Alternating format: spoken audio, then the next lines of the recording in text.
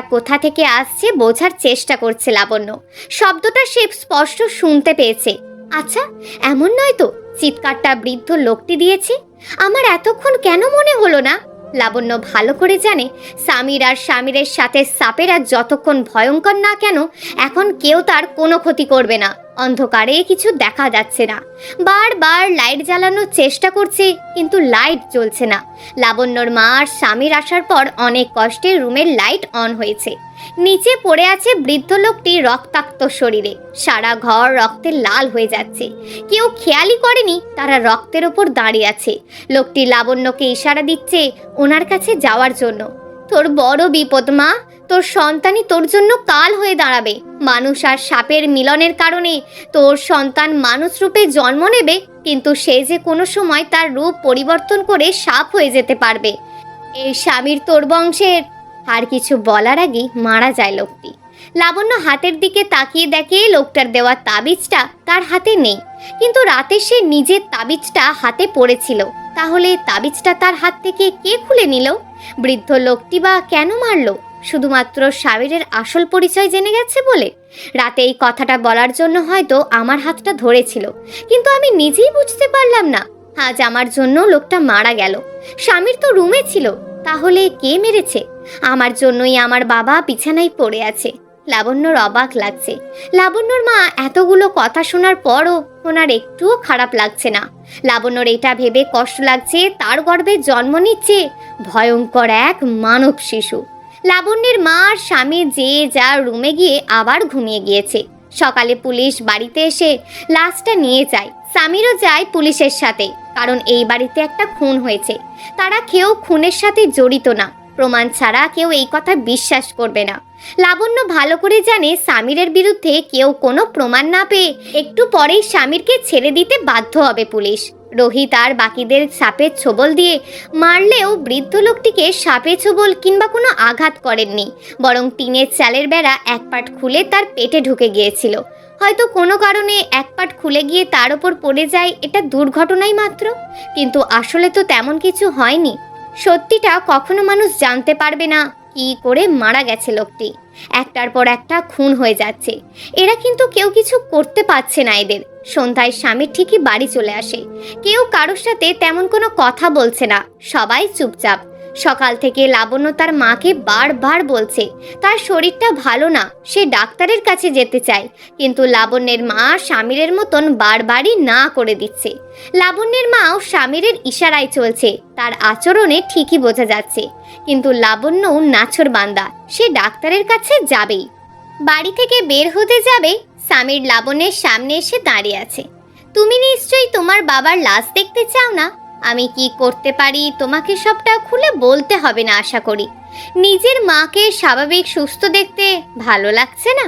তুমি কি ভেবেছো আমি কিছু জানি না? তুমি কেন হসপিটালে যেতে চাইছো? আমার সন্তানকে মেরে ফেলতে, তাই তো? তাহলে মন দিয়ে শুনে রাখো, আমার সন্তানের কিছুই হবে না। যে আমার পথের কাঁটা হয়ে দাঁড়াবে তার মৃত্যু অনিবার্য। দরকার হলে এখানে একটার পর একটা মানুষকে আমি খুন করব। সন্তানের জন্য খুব কষ্ট লাগছে আপনার? যখন দিনের পর দিন মানুষের বাচ্চাগুলোকে মেরে ফেলেছেন, তখন একবারও ভেবে দেখেছিলেন ওই বাচ্চাগুলোর মা বাবা কি নিয়ে বাঁচবে তাদের সন্তানকে হারিয়ে? লাবণ্য বলল, আমি আগেও বলেছি, এখনো বলছি, আমি তোমার কোনো প্রশ্নের জবাব দিতে বাধ্য না। আমি যা বলছি তা মেনে চলো, তাতে তোমারই মঙ্গল। আমার আর কি ক্ষতি করার বাকি রেখেছেন? আমার বাবার এমন অবস্থা করে তারপরও আপনার শান্তি হয়নি? আমার মাকে আপনার মায়াজালে বন্দি করে নিয়েছেন। আমার মা হয়ে ও এখন সে আপনার বলা বলি সারাদিন বলতে থাকে। লাবণ্যের মা লাবণ্যকে দুটো চড় মেরে ঘরে নিয়ে গেল। মেয়ের এমন সাহস দেখে তিনি অবাক। তোর বাপ কোনোদিন বলতে পারবে না আমি তার কথার অবাধ্য হয়েছি, আর তুই কথায় কথায় জামাইয়ের সাথে ঝগড়া করছিস? মা চুপ করো, তোমাদের কারোর কথা আমার ভালো লাগছে না। যত দিন যাচ্ছে লাবণ্যের মনে ভয় হতে শুরু করেছে, আমার নিজের সন্তানই আমার ক্ষতির কারণ হবে, তাহলে বাকি মানুষগুলোকে নিশ্চয়ই সে ছেড়ে দেবে না। আর কিছু ভাবতে পারছে না, কে জানতো সকাল হতেই আরো ভয়ঙ্কর কিছু অপেক্ষা করছে গ্রামের মানুষদের জন্য। নদীর পাড়ে দুটো মানুষের লাশ পড়ে রয়েছে, সারা শরীর নীল রং ধারণ করেছে। রাতে তারা নৌকায় ঘুমিয়ে পড়েছিল। সবাই ভয়ে আছে, কাকে আবার সাপের হাতে নিজের জীবন দিতে হয়। যত দিন যাচ্ছে গ্রামের সাপের উদ্ভব বাড়ছে। লাবণ্যের শরীর আরো খারাপ হতে যাচ্ছে। কোন পাপের শাস্তি পাচ্ছে সে? তার জন্য কতগুলো নিরপরাধ মানুষ মারা গেছে। হয়তো তার কারণে ভবিষ্যতে আরো ভয়ঙ্কর কিছু ঘটতে চলেছে। সে মরে গেলেই কি সবকিছু আগের মতন স্বাভাবিক হয়ে যাবে? তার বাবা কি আগের মতন সুস্থ স্বাভাবিক জীবনযাপন করতে পারবে? গ্রামের মানুষগুলো কি সবকিছু ভুলে শান্তিতে বসবাস করতে পারবে? তার একজনের মৃত্যুর জন্য যদি এতগুলো মানুষ বেঁচে যায়, তাহলে শত কষ্টে হলেও সে তার জীবন দিয়ে দিতে পারবে। সময় যত যাচ্ছে পরিস্থিতি আগের থেকেও খারাপ হয়ে যাচ্ছে। মানুষ রাতে তো দূর, দিনের বেলায়ও বাড়ি থেকে বের হতে চায় না। কি করেই বা হবে? যে যায় সে লাশ হয়ে যায়। মানুষ শত চেষ্টা করেও একটা ভালো ওঝা কেউ গ্রামে নিয়ে আসতে পারে না।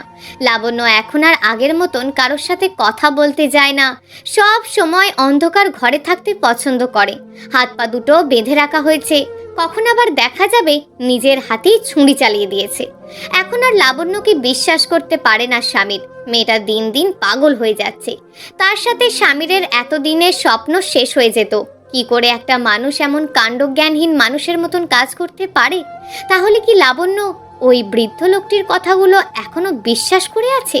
এত চেষ্টা করেও কি শেষে লাবণ্য সত্যিটা জেনে গেল? আমার আর একটু সচেতন হওয়া দরকার ছিল। তাহলে সত্যিটা লাবণ্য এত সহজে জানতে পারতো না। আর তো মাত্র কিছুদিন, তারপর পৃথিবীতে আসতে চলেছে আমাদের নাগরাজ, যে আমাদের শত্রুদের হত্যার পাশাপাশি নাগরাজ্যের উত্তরাধিকার পাবে সে। মধ্যরাতে দরজা ভেঙে লাবণ্যকে নিয়ে যায় কালো কাপড়ে ঢাকা কয়েকজন মানুষ।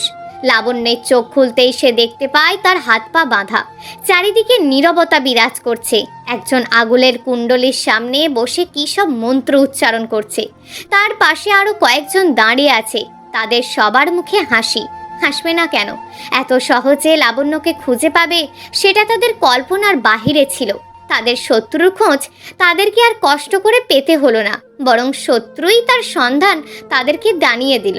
স্বামীর বাড়িতে এসে দেখে লাবণ্যের মা দরজার কাছে অজ্ঞান হয়ে পড়ে আছে। এত রাতে এইভাবে দরজার কাছে অজ্ঞান হয়ে পড়ে আছে কেন? স্বামীরের হঠাৎ মনে হলো, আচ্ছা, লাবণ্যের কোনো ক্ষতি হয়নি তো? রুমে গিয়ে দেখে পুরো বিছানা এলোমেলো। নিচে লাবণ্যের হাতের কাঁচের চুড়িগুলো পড়ে আছে। লাবণ্যকে ওরা যখন ধরে নিয়ে যাচ্ছিল, তখন লাবণ্য যেতে না চাওয়ার কারণে ওরা এক পর্যায়ে লাবণ্যকে টেনে হিঁচড়ে নিয়ে যায়। শক্ত করে কারোর হাত ধরার কারণে কাঁচের চুড়িগুলো ভেঙে গিয়েছিল। অনেকক্ষণ ধরে খুঁজে কোথাও লাবণ্যকে না পেয়ে স্বামীর প্রায় পাগলের মতন হয়ে গেছে। আর মাত্র কিছুদিন, তারপর তার এতদিনের কষ্ট সফল হতে চলেছিল। কিন্তু আজ স্বামীর কি করে এত বড় ভুল করলো? লাবণ্যকে বাড়িতে একা রেখে যাওয়া মোটেও ঠিক হয়নি। এখন কোথায় খুঁজবে লাবণ্যকে? সবার আগে লাবণ্যের মার জ্ঞান ফেরা দরকার। তাহলেই জানতে পারবে বাড়িতে আসলে কি হয়েছিল। এত কিছু থাকতে লাবণ্যকে কেন ধরে নিয়ে গেল? কয়েকবার লাবণ্যের মায়ের মুখে পানি দিতেই জ্ঞান ফিরে আসে লাবণ্যের মায়ের। লাবণ্য, আমার মেয়েটাকে ওরা মেরে ফেলবে। স্বামীর মা হয়ে নিজের মেয়েকে বাঁচাতে পারিনি। কে মেরে ফেলবে লাবণ্যকে? কেন মারবে? কি এমন উদ্দেশ্য থাকতে পারে? তাছাড়া আপনি বা এত জোর দিয়ে কি করে বলছেন এসব? কারণ শুধুমাত্র এদের হাত থেকে বাঁচাতে নিজেদের সবকিছু ছেড়ে লাবণ্যকে নিয়ে পালিয়ে এসেছিলাম। আজ আমার মেয়েকে ওরা নিয়ে গেছে।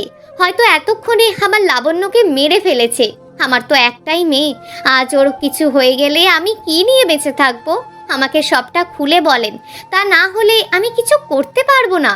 আপনার থেকে লাবণ্যকে এখন আমার বেশি প্রয়োজন। আমার সন্তানের মা হতে চলেছে সে। স্বামীরকে লাবণ্যের ছোটবেলা থেকে বড় হওয়ার ঘটনা সব খুলে বলল লাবণ্যের মা। স্বামীর এখন ভালো করে বুঝতে পারছে কেন লাবণ্যকে স্বামীরের এত প্রয়োজন। এখন স্বামীর কি করবে বুঝতে পারছে না। তার শক্তি আগের থেকে অনেক কমে গেছে। যা আছে তা দিয়ে কখনোই লাবণ্যকে তাদের কাছ থেকে নিয়ে আসতে পারবে না।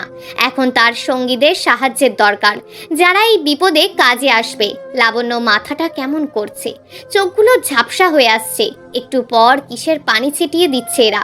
পানি লাবণ্যের শরীরে পড়তেই মনে হচ্ছে কেউ যেন তার শরীরে আগুন জ্বালিয়ে দিয়েছে। একজন হাতে একটা বড় তলোয়ার নিয়ে লাবণ্যের মাথার কাছে দাঁড়িয়ে আছে। আস্তে আস্তে বাকিরাও লাবণ্যের কাছে চলে আসে। মধ্যবয়স্ক ব্যক্তিটি লাবণ্যের কপালে লাল একটা তিলক এঁকে দিল। আজ কে বাঁচাবে তোকে? 18 বছর ধরে তোকে খুঁজে চলেছি, আর তুই এখানে লুকিয়ে রয়েছিস। মনে করেছিলি আমরা কিছু বুঝতে পারবো না? তোর ছেলে নাকি আমাদেরকে খুন করবে? হাসতে বলো তোমার ছেলেকে, সে তোমার গর্ভে থেকে আমাদেরকে শেষ করবে। তার আগে যদি আমি এখন তোমার ছেলে সহ তোমাকে ওপারে পাঠিয়ে দিই।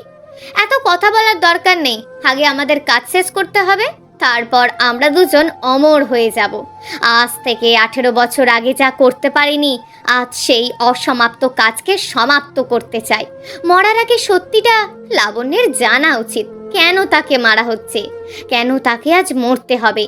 তোমার জানতে ইচ্ছে করছে না লাবণ্য? লাবণ্য শুধু মাথাটা নাড়িয়ে সম্মতি জানালো। চোখ খুলে কারোর দিকে তাকাতে পারছে না সে। এতদিন মরে যাওয়ার চেষ্টা করেও পারেনি, আজ কেন জানি খুব বাঁচতে ইচ্ছে হচ্ছে। হয়তো আজই লাবণ্যের শেষ দিন। তুই আমার নিজের ভাইয়ের মেয়ে হওয়া সত্ত্বেও তোকে মেরে ফেলতে হবে। কেন জানিস? কারণ তোর গর্ভে জন্ম নেওয়া ছেলেটির আমাদের মৃত্যুর কারণ হয়ে দাঁড়াবে। তোর বাবা সব সময় আমাকে কালা জাদু করতে বাধা দিত, তাই সরে আসতে চেয়েছিলাম আমি, কিন্তু জাদুর নেশা আমাকে ছাড়েনি। তাই বাধ্য হয়ে লুকিয়ে লুকিয়ে কালো জাদু শিখতে থাকি। ভেবেছিলাম নাগরাজকে বশ করে আমার নাগলোক পরিচালনা করব, কিন্তু নাগরাজ সে আমাদের কাছে বশ্যতা স্বীকার করবে না। বারবার বলার পরও যখন সে রাজি হচ্ছিল না, তখন তাকে এইরকম আগুনের কুণ্ডলিতে ফেলে পুড়িয়ে মেরেছিলাম। মনে করেছিলাম সমস্যা ওইখানেই শেষ হয়েছে, কিন্তু না, আমার বংশের কেউ আমার শত্রুকে তার গর্ভে জন্ম দেবে। সে আমাদের মেরে নাগরাজ্য আর নাগমণি দুটোই সে তার দখলে নিয়ে যাবে। সেই মেয়েটি আর কেউ নয়, সে ছিলি তুই নিজে। তখনই তোকে মেরে ফেলতাম। আমার ভাই বেইমানি করে পালিয়ে গেল তোকে নিয়ে। আজ কে বাঁচাবে তোকে? একজন মানুষ এত নিচে নামতে পারে? লাবণ্যের দু চোখ ঝাপসা হয়ে গেছে, সময় ফুরিয়ে আসছে। একজন তলোয়ারটা লাবণ্যের গলা বরাবর